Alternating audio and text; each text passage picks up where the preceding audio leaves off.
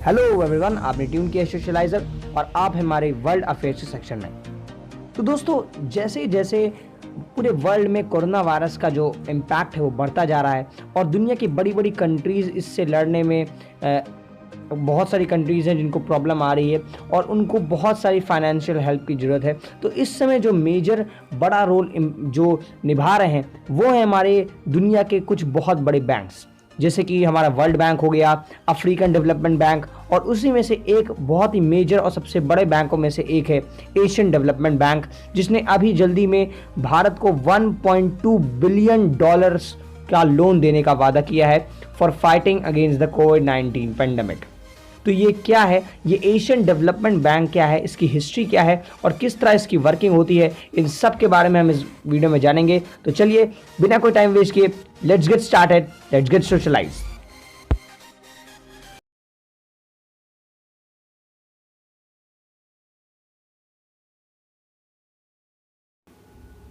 तो ये है हमारा इंडिया, और अगर हम इंडिया की थोड़ी ईस्ट साइड पे बढ़ेंगे तो हमें बे ऑफ बंगाल यहाँ पर दिखेगा, जैसे कि आप ये देख सकते हैं। फिर यहाँ पर अंडमान सी है, फिर मलेशिया है, यहाँ पर बगल में सिंगापुर है, और ऊपर थाईलैंड, वियतनाम, कंबोडिया आपको दिख जाएगा। गल्फ ऑफ थाईलैंड भी यहीं पड़ता है।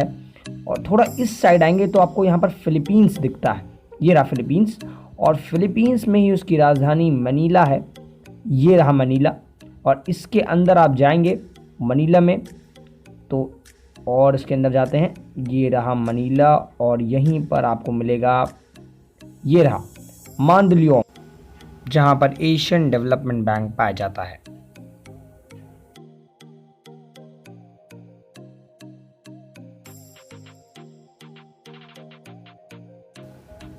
तो एशियन डेवलपमेंट बैंक यानी कि एडीबी एक रीजनल डेवलपमेंट बैंक है जिसको 19 दिसंबर 1966 को इस्टेब्लिश किया गया था।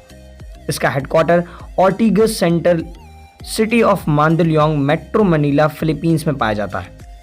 ये कंपनी 31 फील्ड ऑफिसर्स को भी होल्ड करती है जो पूरे वर्ल्ड में पाए जाते हैं, जो social and economic development in Asia को प्रमोट करने में एडीबी की हेल्प करते हैं। ये जो एशियन डेवलपमेंट बैंक है ये united nation economic and social commission for Asia and Pacific, जिसको formally economic commission for Asia and far east के नाम से भी जाना जाता है, इसका एक बहुत ही इम्पॉर्टेंट मेंबर है। और इसके स्टार्टिंग में 31 मेंबर्स थे और अब इसके 68 मेंबर्स इसकी साइनिंग कर चुके हैं और अब इसके मेंबर्स हैं।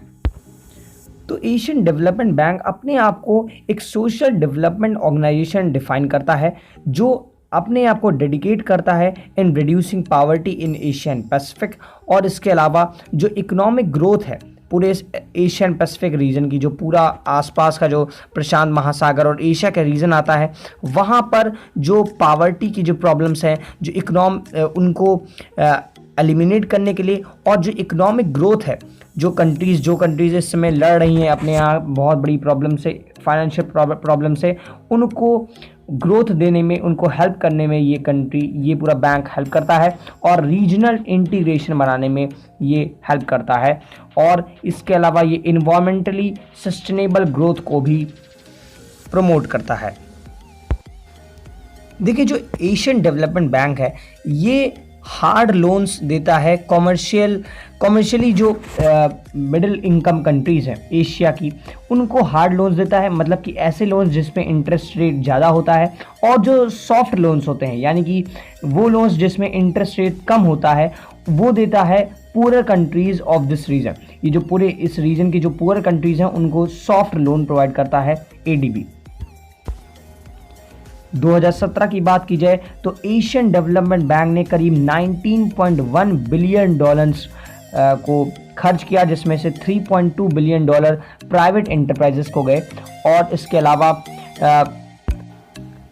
सारी ग्रांट्स एंड को फाइनेंसिंग को मिलाकर उसने करीब $28.9 बिलियन रुपए को खर्चा। और ये पूरा आप सोच सकते हैं कि ये पूरा लोन प्रोवाइड करने में क्रेडिट प्रोवाइड करने में कंट्रीज़ को हेल्प किया उनके डेवलपमेंट के लिए। तो यहाँ एक क्वेश्चन अराइज होता है कि क्रेडिट ही से डेवलपमेंट कैसे हो सकता है। देखिए, क्रेडिट जब मिलता है तो आपकी जो ऑन गोइंग डिमांड्स होती हैं किसी भी एक्सपेंस का, कोई भी प्रोजेक्ट आप स्टार्ट करते हैं तो उसकी जो डिमांड्स होती है उसको आप तुरंत फुलफिल कर सकते हैं लोन से, और उसको एलिमिनेट करके आप नए प्रोजेक्ट्स को स्टार्ट कर सकते हैं कंट्री में, जिससे कंट्री की नीड तो फुलफिल होती है और इसके अलावा कई लोगों को एम्प्लॉयमेंट भी प्रोवाइड किया जा सकता है। तो इसीलिए लोन बहुत ही इंपॉर्टेंट होता है, और ख़ासकर उन कंट्रीज़ जो पावर्टी से जूझ रही हों, जैसे पाकिस्तान हो गई हमारी आसपास की कंट्रीज़ में, और जैसे कंट्रीज़ हैं छोटी छोटी कंट्रीज़ जिसमें बहुत प्रॉब्लम है, वहाँ पर ये बहुत इम्पॉर्टेंट हो जाता है। तो अब एक और क्वेश्चन अराइज यहाँ पर होता है कि एशियन डेवलपमेंट बैंक के पास इतना पैसा आता कैसे है? आखिर बैंक, ये जो बैंक है वर्ल्ड लेवल पे, इसको कौन पैसा देता है? तो देखिए, ये जो बैंक है ये बॉन्ड्स को इशू करता है वर्ल्ड कैपिटल मार्केट में, और वहाँ से पैसा कमाता है। ये एक बहुत ही इंपॉर्टेंट और बहुत ही स्मार्ट स्ट्रेटजी होती है अगर देखा जाए इन टर्म्स ऑफ इकोनॉमिक्स। और इसके अलावा ये मेंबर कंट्रीज़ जो इसके होते हैं उनसे जो इनको इसको कंट्रीब्यूशन मिलता है उससे भी ये कंट्रीज़ को लोन प्रोवाइड करता है और उनको हेल्प करता है। और इसके अलावा अपने जो इनको रीपेमेंट ऑफ लोन्स मिलता है, जब लोन्स दे देते हैं उससे जो रीपेमेंट मिलता है उससे भी ये अपना पैसा बनाता है और उससे भी ये कंट्रीज़ को हेल्प करता है। ये करीब 50 फाइनेंसिंग पार्टनरशिप फैसिलिटीज़ के साथ मिलकर, ट्रस्ट फंड के साथ मिलकर और दूसरी अदर फंड्स के साथ मिलकर कुल मिलाकर हर साल ये सेवरल बिलियन डॉलर्स का अरेंजमेंट कर लेता है, जो social and economic development ensure करता है एशिया पैसिफिक रीजन में।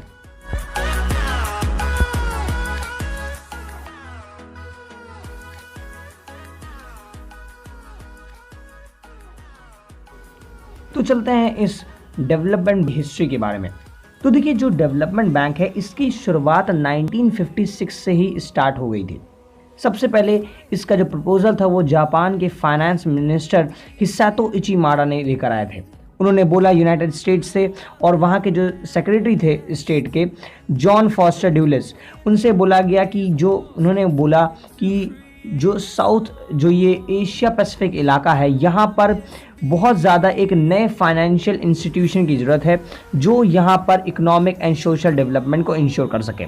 उसके बाद जापानीज प्राइम मिनिस्टर नोबुस्को किशी ने भी ये अनाउंस किया कि जापान जो है वो बहुत ज़्यादा इंटेंड है कि वो स्पॉन्सर करे एक बहुत बड़े इस्टेब्लिशमेंट को जो रीजनल डेवलपमेंट को हेल्प कर सके in the funds and the resource, जो गैदरिंग हो सके फॉर द रीजनल डेवलपमेंट, और इसमें जापान बहुत अच्छे से सपोर्ट करने वाला है। लेकिन उस समय यूनाइटेड स्टेट्स ने उतना ज़्यादा इस प्लान को हेल्प नहीं किया और उतना इस प्लान को सपोर्ट नहीं किया। फाइनली ये जो कॉन्सेप्ट है उसको फॉर्मली प्रपोज किया गया एक ट्रेड कॉन्फ्रेंस में जो ऑर्गेनाइज की जा रही थी, economic commission for Asia and the far east, जैसा कि मैंने आपको बताया, जो 1963 में हो रही थी। और यहाँ पर जो इकोनॉमिस्ट थे पॉल सिथी अम्यूनी, उन्होंने इसको प्रपोज किया सबके सामने, और इसी के बाद से एक एशिया लेवल पे डेवलपमेंट बैंक बनाने की जो कयास थी उसको बहुत ज़्यादा बल मिला। इसके बाद एक कॉन्फ्रेंस भी रखी गई नवंबर-दिसंबर 1965 में, जहां पर जितने भी वहां पर जो इंटरेस्टेड स्टेट थे, जैसे जापान हो गया, बैंकॉक हो गया, कोलंबो हो गया, काबुल हो गया, कोलालमपुर हो गया, मनीला हो गया, ये सब कंट्रीज़ के जो स्टेट्स थे वहाँ पर वो आए, उनके स्टेट हेड जो थे वहाँ पर वो आए और वहाँ पर वो बैठे और उन्होंने एक वोटिंग प्रोसीजर स्टार्ट किया कि इसके हेडक्वार्टर्स कहाँ बनाए जाएंगे। और आपको बता दें कि ये भी बहुत ज़्यादा इंटरेस्टिंग था कि स्टार्टिंग में जापान बहुत ज़्यादा उत्सुक था, इसको चाहता था, और 3 राउंड की इसमें वोटिंग प्रोसीजर हुआ था। और फाइनली मनीला को जब वो मिला कि आपके यहाँ एशियन डेवलपमेंट बैंक का हेड ऑफिस होगा, तो जापान के जो प्राइम मिनिस्टर थे वो बहुत ही ज़्यादा डिसपॉइंटेड हुए थे। उन्होंने बहुत ही ज़्यादा उनको दुख हुआ था कि मैंने इतना ज़्यादा कोशिश की लेकिन मुझे नहीं मिला, और उन्होंने इस इंस्टेंस को एक एज अ चाइल्ड की तरह दिखाया कि वो बच्चा जिसको जो स्टार्टिंग से अपने टॉय के लिए मारता है, पूरी इसकी प्रिपरेशन करता है लेकिन आखिरी में उसको नहीं मिलता, उस प्रकार उन्होंने इसको बताया था। बेसिकली वो बहुत ही ज़्यादा डिसपॉइंटेड थे। Finally, after many tussles and बहुत सारे प्रिपरेशन करने के बाद फाइनली 24 नवंबर 1966 को उसका इनॉग्रल मीटिंग कराई गई, जहां पर जो जापान के जो प्राइम मिनिस्टर थे उस समय के इसाको सैटो, उनको प्रेसिडेंट चुना गया एशियन डेवलपमेंट बैंक का। और यहाँ से शुरुआत हुई विश्व के one of the biggest bank और one of the biggest loan providing organisation Asian development bank की।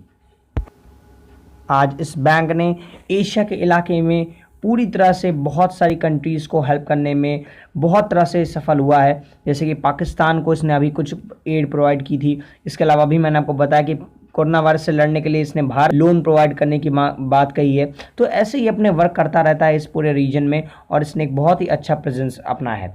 सो आई होप आपको इस वीडियो से बहुत कुछ नई चीज़ें जानने को मिलेगी एशियन डेवलपमेंट बैंक के बारे में। तो अगर आपको अच्छा लगा हो तो प्लीज़ इसे लाइक कीजिए, शेयर कीजिए और हमारे चैनल को सब्सक्राइब कीजिए। कमेंट सेक्शन में लिखिए कि आप एडीबी के बारे में और क्या जानते हैं, कोई फैक्ट हो या कोई क्वेश्चन हो तो आप पूछ सकते हैं, और हमें बताएं कि हम कौन से टॉपिक पे वीडियो बनाएं। और तब तक के लिए, जब तक हमारे वीडियोज़ आ रहे हैं, रहिए socialise with socialiser. Thank you very much for watching.